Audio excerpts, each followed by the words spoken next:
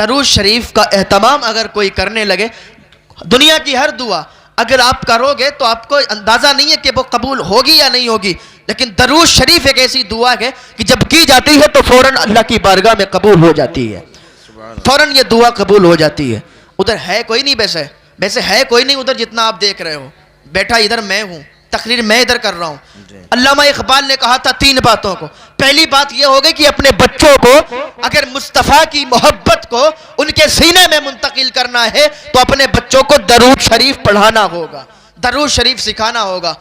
تو دوسری بات علامہ اقبال نے بتائی تھی، دوسری بات یہ ہے کہ اگر تم اپنے بچوں کے سینوں میں مصطفیٰ کی محبت کو منتقل کرنا چاہتے ہو تو دوسری بات کو فالو کرو۔ دوسری بات یہ ہے کہ اپنے بچوں کو سیرت مصطفیٰ پڑھاؤ، اپنے بچوں کو سیرت مصطفیٰ سکھاؤ، اس لیے کہ تاریخ لکھنے والے تاریخ بیان کرتے ہیں لیکن سیرت بیان کرنے والے سیرت میں ایک ایک لفظ ایک ایک جز بیان کرتے ہیں۔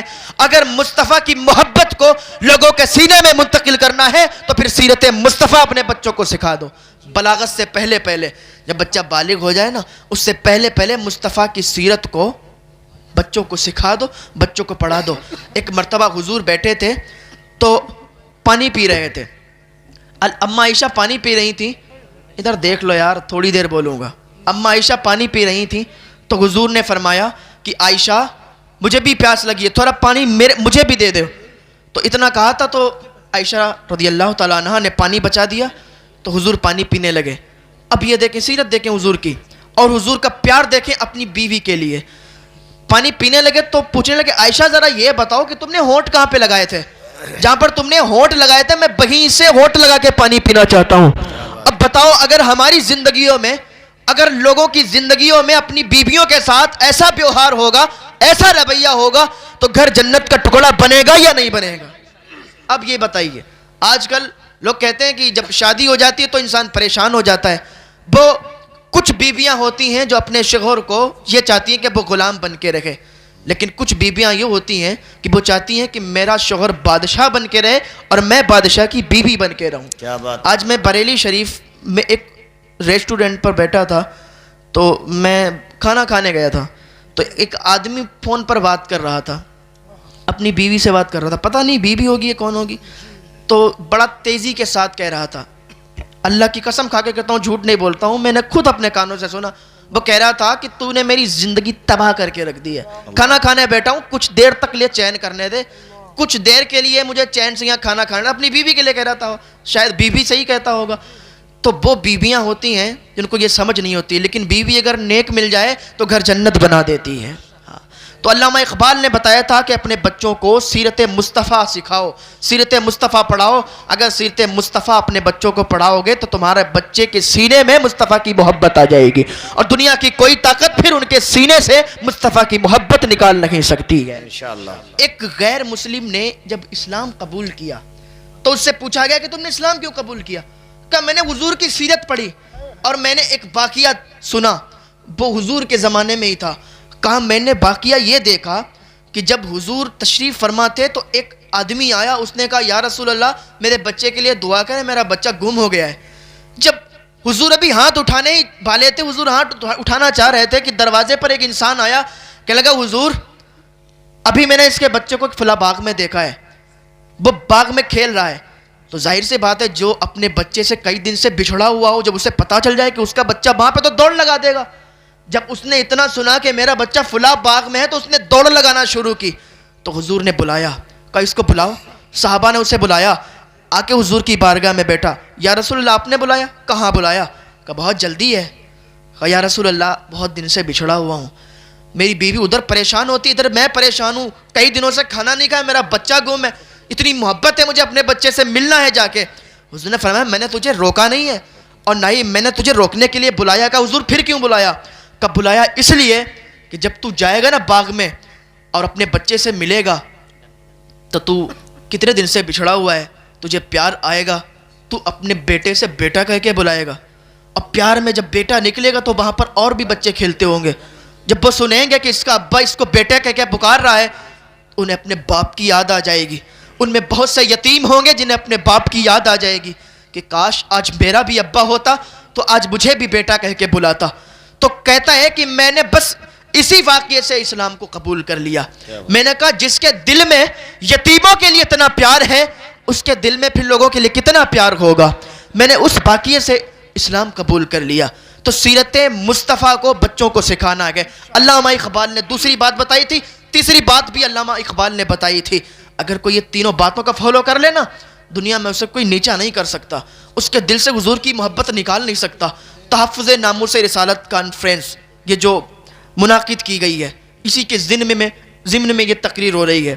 تو علامہ اقبال نے تیسری بات بتائی تھی. تیسری بات یہ ہے کہ اپنے بچوں کو مصطفیٰ کا حسن و جمال بتاؤ. اپنے بچوں کو جب مصطفیٰ کا حسن و جمال بتاؤ گے کہ مصطفیٰ کا چہرہ کیسا تھا, مصطفیٰ کی آنکھیں کیسی تھیں, مصطفیٰ کی زلفیں کیسی تھیں, تو انہیں مصطفیٰ سے پیار ہو جائے گا. اور جب انہیں مصطفیٰ سے پیار ہوگا تو کوئی طاقت انہیں پھر مصطفیٰ سے الگ نہیں کر سکتی ہے, ان کے سینوں سے مصطفیٰ کی محبت نکال نہیں سکتی ہے. یہ علامہ اقبال نے بتایا تھا ان تین چیزوں کو. تو اس کے عنوان سے ایک بات آپ کو بتاؤں کہ حضور صلی اللہ علیہ وسلم کے وصال کے 100 سال کے بعد ایک صحابی ہیں ابو طفیل, جو حضور کے وصال کے 100 سال کے بعد یہ زندہ رہے. اور ایک دن جب حج کا موسم تھا تو یہ اسی جگہ گئے اور حج کے موسم میں اونچے ٹیلے پر کھڑے ہو گئے اور لوگوں کو متوجہ کر کے کہنے لگے, لوگوں میں تمہیں یہ نہ بتاؤں کہ آج کائنات میں کوئی ایسا شخص نہیں ہے جس نے مصطفیٰ کا چہرہ دیکھا ہو میرے علاوہ, ایسا کوئی شخص نہیں ہے. ارے مجھ جیسا نکما انسان آج جہاں بھی جاتا ہے حضور کا بیان, حضور کی سیرت, حضور کا نام محمد کی یہ برکت ہوتی ہے کہ اس نکمے کو کہاں سے کہاں لا کے کھڑا کر دیا. اور محبت اتنی ہوتی ہے کہ لوگ ہاتھ چومنے لگتے ہیں.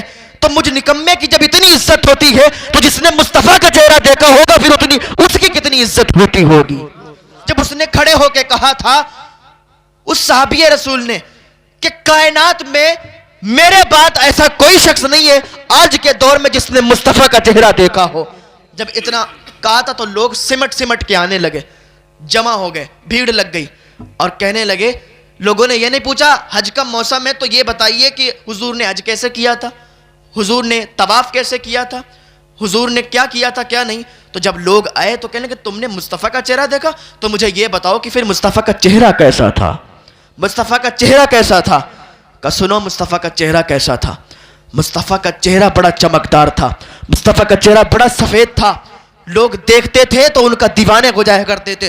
اور حسان بن ثابت کہتے ہیں جب میں مصطفیٰ کو دیکھتا تھا, جب مصطفیٰ کے حسن و جمال کو دیکھتا تھا تو اپنے ہاتھوں کو اپنی آنکھوں پر ایسے رکھ لیا کرتا تھا, اپنے انگلیوں کو بیچ سے دیکھا کرتا تھا کہ کہیں مصطفیٰ کا حسن, مصطفیٰ کے حسن و جمال کی وجہ سے میری آنکھوں کی بینائی نہ چلی جائے. مصطفیٰ کا حسن تو ایسا تھا.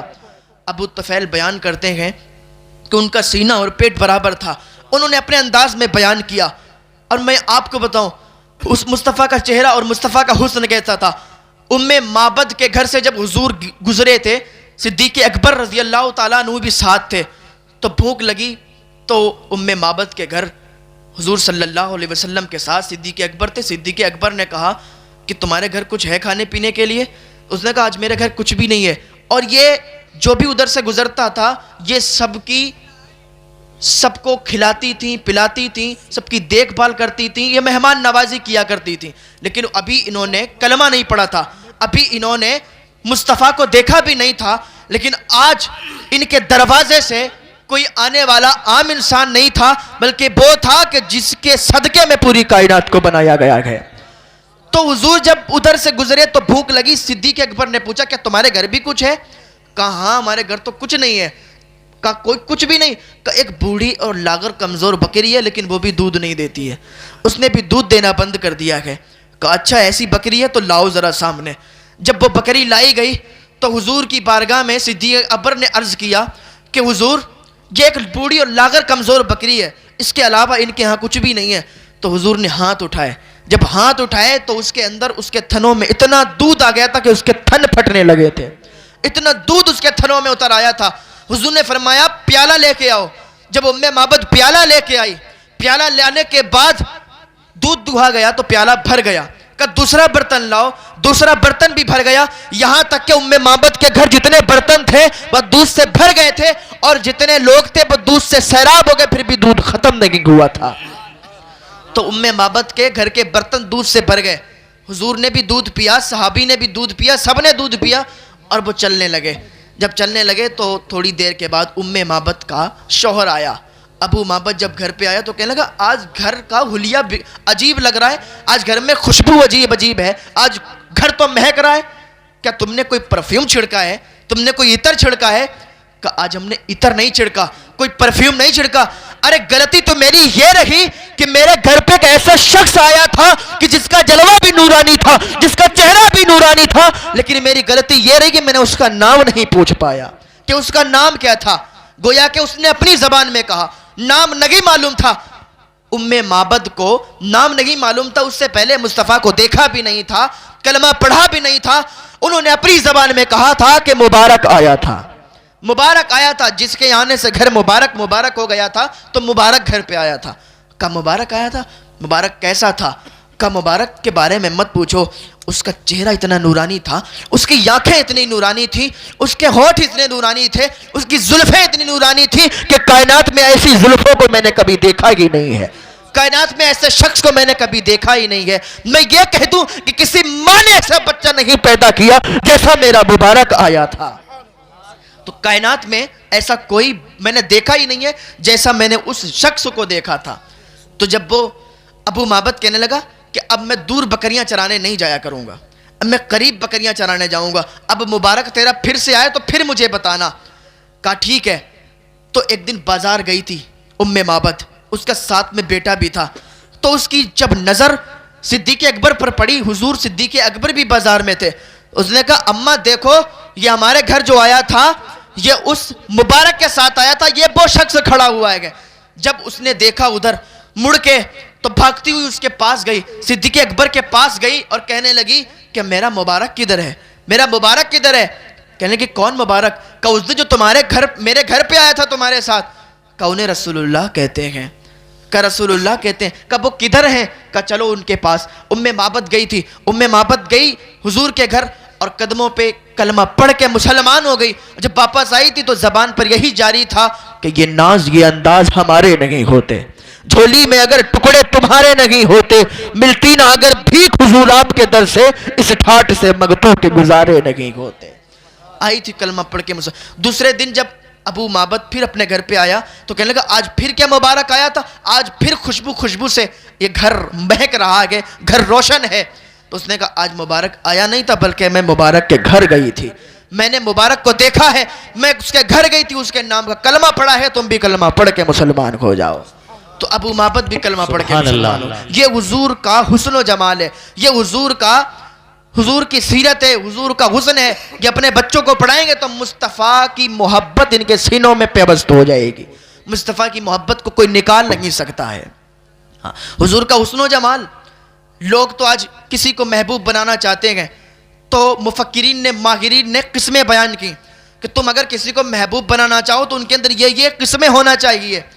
کا کیا قسمیں ہونا چاہیے؟ تو ماہرین نے بیان کیا کہ اگر تم کسی کو محبوب بناؤ تو اس کے اندر سب سے پہلی قسم یہ ہو، سب سے پہلی صفت یہ ہو کہ وہ خوبصورت ہو۔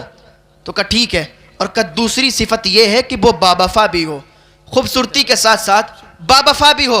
اس لیے اگر خوبصورت ہوگا اور باوفا نہیں ہوگا تو پھر تو چھوڑ کے چلا جائے گا، اور پھر اس کی یاد میں کبھی ادھر گھومو گے کبھی ادھر گھومو گے، کبھی ادھر تڑپو گے کبھی ادھر تڑپو گے، کبھی زہر کھاؤ گے کبھی ٹرک کے سامنے آؤ گے۔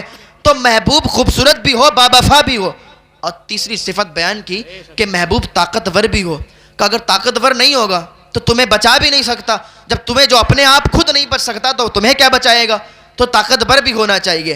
اور چوتھی صفت بیان کی کہ وہ پیار تم سے کرتا ہو تم اس سے پیار کرتے ہو، وہ تم سے پیار کرتے ہو تم اس سے پیار کرتے ہو، اس لیے کہ تم اس سے پیار کرتے ہو اور وہ تم سے پیار ہی نہیں کرتا تو پھر یہ تو سزا ہو جائے گی، کیونکہ محبت جب ایک طرف سے ہوتی ہے تو سزا دیتی ہے، اور محبت جب دو طرف سے ہوتی ہے تو پھر مزہ دیتی ہے۔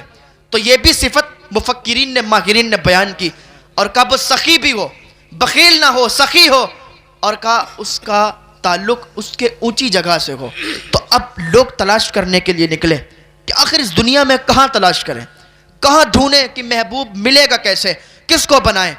تو لوگوں نے دیکھا کہ افق کا جمال بڑا خوبصورت ہے, کیا افق کو دل دیا جائے. افق کا جمال بڑا خوبصورت, چاند کی چاندنی بڑی خوبصورت, دریا کی روانی بڑی خوبصورت, موجوں کی طغیانی بڑی خوبصورت, بلبل کی نغمگی بڑی خوبصورت. تو کس کو دل دیا جائے, کہ یار افق کو دل دے دیں, افق بڑی خوبصورت. لیکن لوگوں نے کہا افق کو دل دو گے یہ تو پھر غائب ہونے والی ہے, اس کی خوبصورتی تو ختم ہونے والی ہے. خوبصورت تو ہے لیکن باوفا نہیں ہے, تو اس کو دل نہیں دے سکتے. کہ پھر چاند کی چاندنی کو دل دیں, کہ چاند کی چاندنی کو دل دے دو, کہ نہیں دے سکتے, اس لیے کہ سورج آتا ہے تو چاندنی ختم ہو جاتی ہے. کہ سورج کو دل دے دیں, کہ پھر رات آتی ہے تو پھر اس کا حسن, اس کی جو روشنی ہوتی ہے ختم ہو جاتی ہے. کہ اچھا ٹھیک ہے بلبل کو دل دے دیں. کہ بلبل کو دل کیسے دیں, بلبل کو دل دیں گے تو بلبل کی تو توجہ ہماری طرف ہوتی نہیں ہے, اور صفت یہ بھی ہے کہ ہم اس سے پیار کرتے ہو وہ ہم سے پیار کرتا ہو. تو یہ تو صفت اس کے اندر, آخر دل دے تو کسے دیں, پیار کریں تو کسے کریں. آخر جس میں ساری چیزیں ایک جگہ جمع ہو جائیں, کوئی ایسا بھی حسن والا ہے, کوئی ایسا بھی محبوب ہے کہ جس کے اندر حسن بھی ہو, جس کے اندر جمال بھی ہو, جس کے اندر خوبصورتی بھی ہو, جس کے اندر وفا بھی ہو, جس کے اندر سخا بھی ہو. گویا کہ میں نے قرآن سے پوچھا, اے قرآن تو بتا دے کہ جس کے اندر سخا بھی ہو, جس کے اندر وفا بھی ہو, جس کے اندر خوبصورتی بھی ہو, جس کے اندر بخالت نہ ہو, اونچی جگہ سے رابطہ بھی ہو, کیا ایسا کوئی حسن والا ہے؟ تو قرآن کہتا ہے ہاں ہاں ایسا حسن والا ہے. قرآن کہتا ہے وَالضُّحَىٰ وَاللَّيْلِ إِذَا سَجَىٰ مَا وَدَّعَكَ رَبُّكَ وَمَا قَلَىٰ وَلَلْآخِرَةُ خَيْرٌ لَكَ مِنَ الْأُولَىٰ وَلَسَوْفَ يُعْطِيكَ رَبُّكَ فَتَرْضَىٰ. اگر تم محبوب بنانا چاہتے ہو, پیار کرنا چاہتے ہو, تو کسی دنیا دار سے نہیں بلکہ مدینے کے تاجدار سے کرو تو تمہاری کامیابی. نعرہ تکبیر, نعرہ رسالت, نعرہ غوثیت, مسلک اعلی حضرت, مسلک اعلی حضرت, نعرہ تکبیر, نعرہ رسالت. کیا بات ہے جواب. دنیا دار سے, اور حدیث پاک ہے کہ ہم دنیا میں جس سے محبت کریں گے کل میدان محشر میں ہم اسی کے ساتھ ہوں گے. اگر آج ہم کسی ایکٹر سے محبت کریں گے, آج ہم کسی فلمی ڈرامے کرنے والے سے محبت کریں گے, آج ہم انتظار کرتے ہیں کہ نئی نئی مووی آئے تو اس میں ہم دیکھیں کہ کیا نئی بات ہوئی ہے. اگر یہ طریقہ آپ اپناتے ہیں, کسی ایکٹر کو اپناتے ہیں تو اسی کے ساتھ ہوں گے. لیکن اگر آپ اللہ کے ولیوں سے محبت کرتے ہیں, آپ اللہ والوں سے محبت کرتے ہیں, تو میدان محشر میں انہی کے ساتھ اٹھاؤ جاؤ گے. اگر خواجہ اجمیری سے محبت کرتے ہو تو خواجہ اجمیری کے ساتھ اٹھائے جاؤ گے. اگر صابر کلیری سے محبت کرتے ہو تو صابر کلیری کے ساتھ ہوگے. تو کیوں نہ ہم اللہ والوں سے محبت کریں تاکہ میدان محشر میں وہ ہمارے ساتھ ہوں, ہم ان کے ساتھ ہوں. اگر دنیا میں ہم ان سے محبت کریں گے, کیونکہ ہر اللہ کا ولی اپنے چاہنے والوں کو بخشش کروائے گا. غوث پاک اپنے چاہنے والوں کی کروائیں گے, صابر پاک اپنے چاہنے والوں کی کروائیں گے, خواجہ پاک اپنے چاہنے والوں کی کروائیں گے, اور بریلی کا امام اپنے چاہنے والوں کی کروائے گا. تو اعلیٰ حضرت جب اس ٹائم لوگوں کی بخشش کرواتے ہوں گے تو اس ٹائم وہ لوگ بھی آئیں گے جو آج حضور کے علم غیب پر گلیاں اٹھاتے ہیں. وہ لوگ بھی آئیں گے, کہیں گے اعلیٰ حضرت کیا ہمیں جانتے نہیں ہو, کیا ہمیں پہچانتے نہیں ہو؟ اعلیٰ حضرت کہیں گے ہم تمہیں نہیں جانتے, ہم تو اپنے چاہنے والوں کی بخشش کروا رہے ہیں, ہم تو اپنے چاہنے والوں کو جنت میں بھیج رہے ہیں. اس وقت نہ کہتا تھا آج لگ ان کی پناہ, آج مدد مانگ ان سے, پھر نہ ماننے کے قیامت میں اگر مان گیا. تو آج ہم محبت کسی دنیا دار سے نہیں بلکہ مدینے کے تاجدار سے کریں گے تو ہماری کامیابی ہوگی. بس آخری بات کہہ کے میں گزرتا ہوں, ٹائم ہو چکا ہے زیادہ.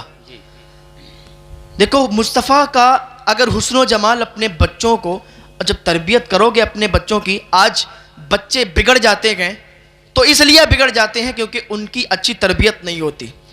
جن کی اچھی تربیت ہوتی ہے اور بہتر تربیت تبھی ہوتی ہے جب اپنے بچے کو آپ مدرسے میں داخلہ کروا دو. بچپن کی زمانے میں, جب بچپن کے زمانے میں آپ اپنے بچے کو مدرسے میں داخل کر دو گے, دنیا کا کوئی ایسا عالم نہیں ہوگا, دنیا کا کوئی ایسا حافظ نہیں ہوگا, دنیا کا کوئی ایسا مفتی نہیں ہوگا جو پڑھائی کرنے کے بعد اپنے باپ کو گالی دے دے, اپنی ماں کو گالی دے دے, اپنے ماں باپ کو گھر سے باہر نکال دے.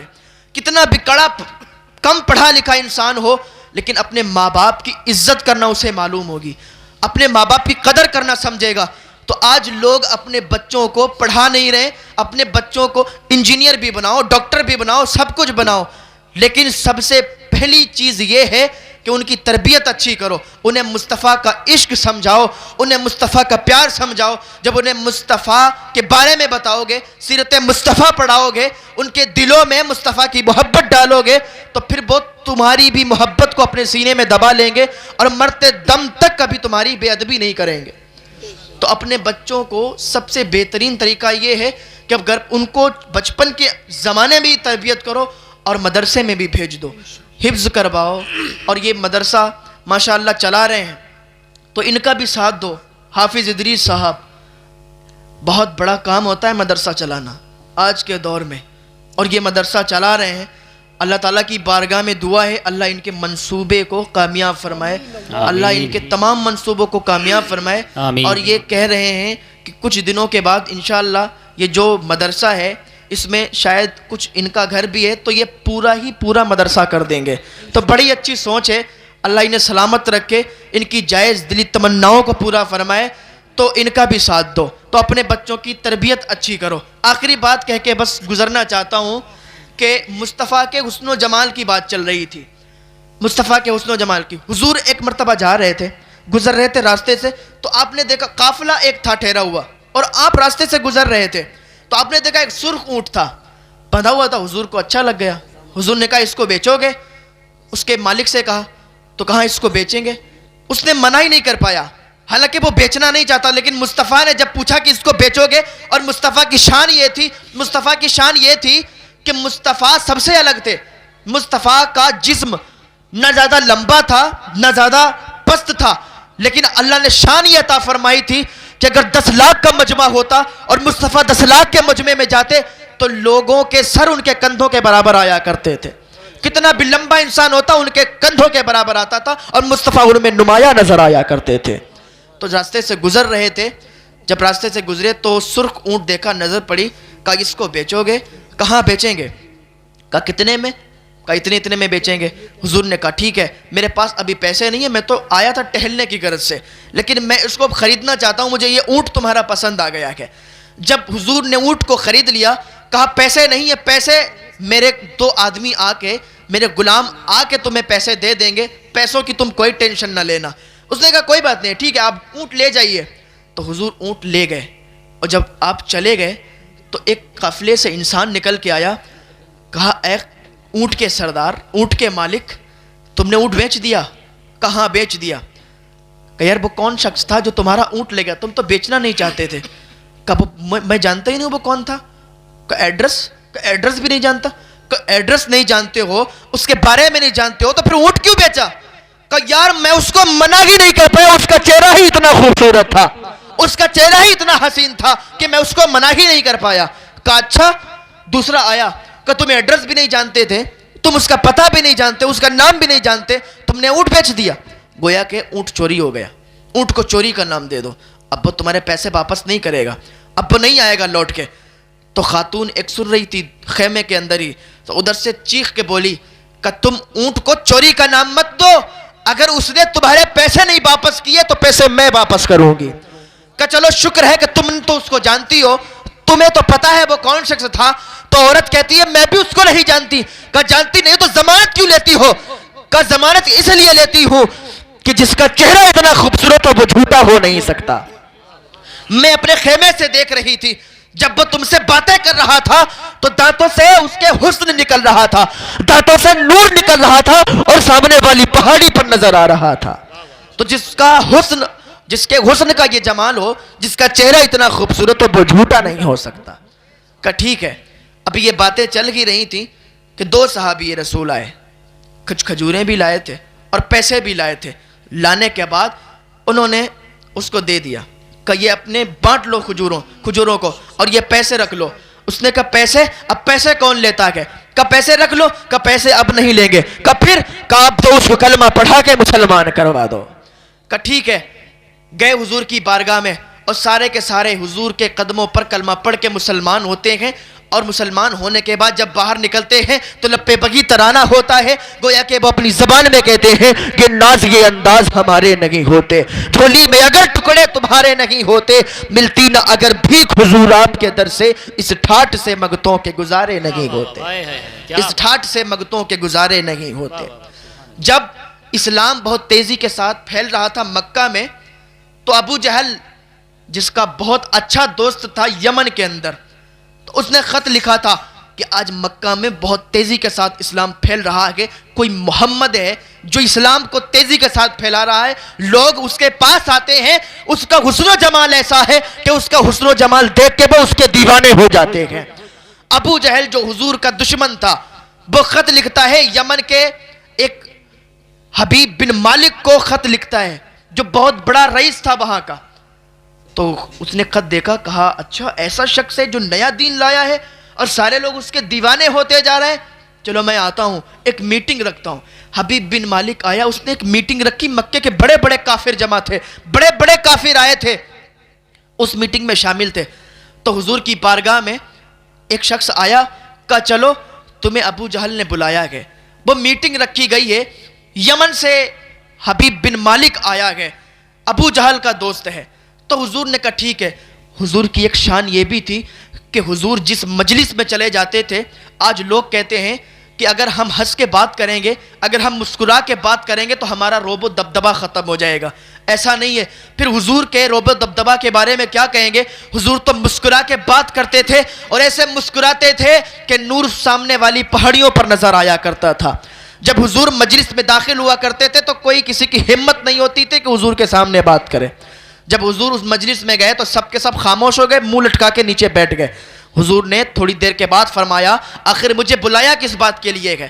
مجھے کیوں بلایا گیا ہے؟ تم سارے کے سارے چپ بیٹھے ہو، جب تم سارے کے سارے چپ بیٹھے رہو گے تو بات کیسے پتہ چلے گی؟ جب اتنا حضور نے فرمایا تو حبیب بن مالک نے ایک الگ انداز میں، نرمی والے انداز میں کہا کہ میں نے یہ سنا کہ آپ نیا دین لے کے آئے ہیں، میں نے یہ سنا ہے کہ آپ لوگوں کو اپنی طرف بلا رکھے ہیں۔ حضور نے فرمایا بے شک یہی دین سچا ہے اور یہی مذہب سچا ہے، میں اللہ کا نبی ہوں اور دین اسلام لے کے آیا ہوں۔ حبیب بن مالک نے کہا اچھا، اور جو نبی آئے تھے وہ معجزے لے کے آئے تھے، کہا تم بھی کوئی معجزہ لے کے آئے ہو؟ حضور نے فرمایا کیا دیکھنا چاہتا ہے؟ کہا میں 2 معجزے دیکھنا چاہتا ہوں۔ کہا کیا 2 معجزے دیکھنا چاہتا ہے؟ کہا پہلا معجزہ یہ دیکھنا چاہتا ہوں کہ آپ آسمان میں کوئی معجزہ دکھائیں، اور دوسرا معجزہ یہ دیکھنا چاہتا ہوں کہ میں کیا سوچتا ہوں یہ بھی بتائیں۔ کہ 2 معجزے۔ حضور نے اس کا ہاتھ پکڑا، صفا پہاڑی پر لے گئے، اور صفا پہاڑی پر لے جانے کے بعد حضور نے فرمایا بتا کیا دیکھے گا؟